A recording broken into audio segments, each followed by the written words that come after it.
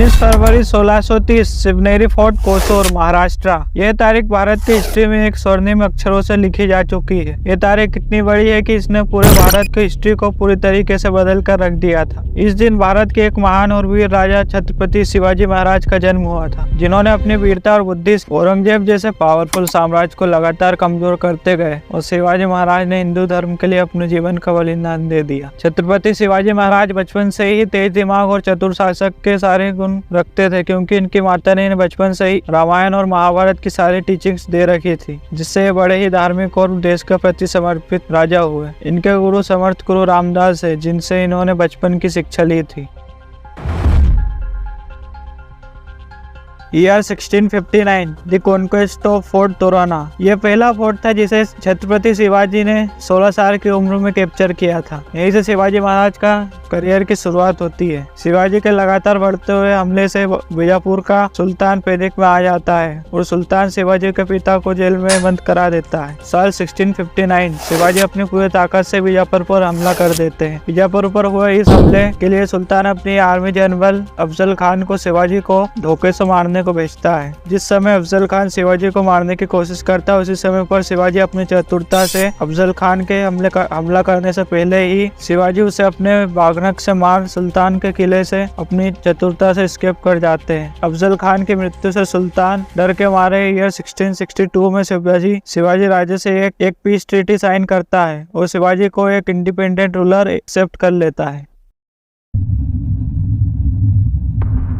छत्रपति शिवाजी महाराज के बढ़ते हुए इस इन्फ्लुएंस और बीजापुर के सुल्तान का शिवाजी के आगे सरेंडर करना औरंगजेब को डरा देता है। ईयर 1657 शिवाजी अपने कुछ सैनिकों के साथ अहमदनगर पर हमला कर देते हैं। अहमदनगर से कई कीमती सोने चांदी 200 से ज्यादा घोड़े और वेपन्स को लूट लेते हैं। इस इंसिडेंट के साथ औरंगजेब और शिवाजी के बीच सीधे लड़ाई स्टार्ट हो जाती है। औरंगजेब अपनी आर्मी जनरल नासिर खान को शिवाजी को बंदी बना के पकड़ने के लिए भेजता है और शिवाजी नासिर खान से बच के निकलने में सफल हो जाते हैं।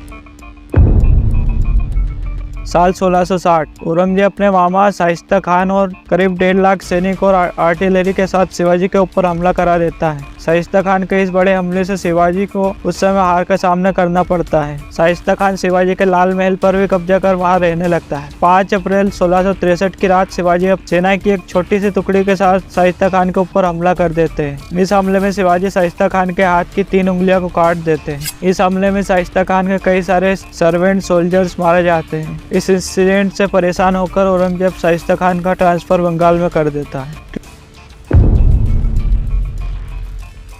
Treaty of Purandar. शिवाजी से अपनी हार का बदला लेने के लिए औरंगजेब जयसिंह और जयसिंह के साथ 15,000 की आर्मी शिवाजी के खिलाफ औरंगजेब भेजता है। शिवाजी और जयसिंह के बीच हुए इस युद्ध में शिवाजी की हार हो जाती है और इस हार के बदले मराठा को 23 फोर्ट्स मुगल्स को सरेंडर करने पड़े और इसी के साथ 4 लाख गोल्ड ऑन मुगल्स को कंपनसेशन भी देना पड़ा। ईयर 1666 औरंगजेब शिवाजी और उनके 9 साल के बेटे संभाजी को अपने दरबार आगरा में इनवाइट करता है और इस इनविटेशन के बहाने औरंगजेब शिवाजी और उनके 9 साल के बेटे संभाजी को कैद कर लेता है। कैद करने के बाद औरंगजेब शिवाजी को कांधार की जेल में शिफ्ट करवाने की सोच ही रहा था, लेकिन इससे पहले ही शिवाजी और उनका 9 साल का बेटा संभाजी औरंगजेब की कैद से निकलने में सफल हो जाते हैं। शिवाजी जब औरंगजेब की कैद में थे तब रोज वहाँ के लोकल बड़े बड़े टोकरियों में सब्जी फूल लेकर आते थे। इसी का फायदा छत्रपति शिवाजी महाराज ने उठाया और उन्होंने कुछ लोकल की मदद से टोकरियां अरेंज करवाई और वो औरंगजेब की कैद से बाहर निकल गए और वो फिर से औरंगजेब के द्वारा कब्जाए गए किलों को वापस लेने की तैयारी में लग गए।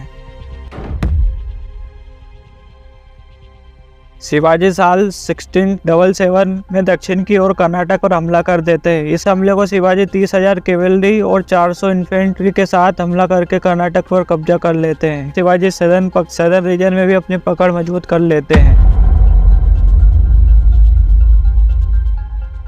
6 जून ईयर 1674 शिवाजी को सर्वसम्मति से सारे बड़े मराठा लीडर अपना राजा स्वीकार कर लेते हैं। हिंदू कैलेंडर के हिसाब से त्रयोदशी ज्येष्ठ माह 1596 में आचार्य गागा भट्ट भारत की सभी पवित्र नदियों के जल से शिवाजी का अभिषेक करते हैं। ये सारी सेरेमनी महाराष्ट्र के रायगढ़ फोर्ट में हुई थी।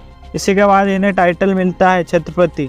हिंदू धर्म की रक्षा करने के लिए इनको टाइटल मिला हे धावा धर्मधारक, जिसका मीनिंग है the protector of Hindu faith. Shivaji administration भी बड़ी अच्छे तरीके से प्लान था, जिसमें उनके पास 8 मिनिस्टर्स होते थे और इस काउंसिल को अष्टप्रधान मंडल के नाम से जाना जाता था। ये काउंसिल सारे अहम डिसीजन लेने के लिए जानी जाती थी। इन अष्टप्रधान में सबसे प्रमुख थे पेशवा और प्राइम मिनिस्टर। पेशवा ही मराठा राजा के बाद सबसे पावरफुल व्यक्ति होता था।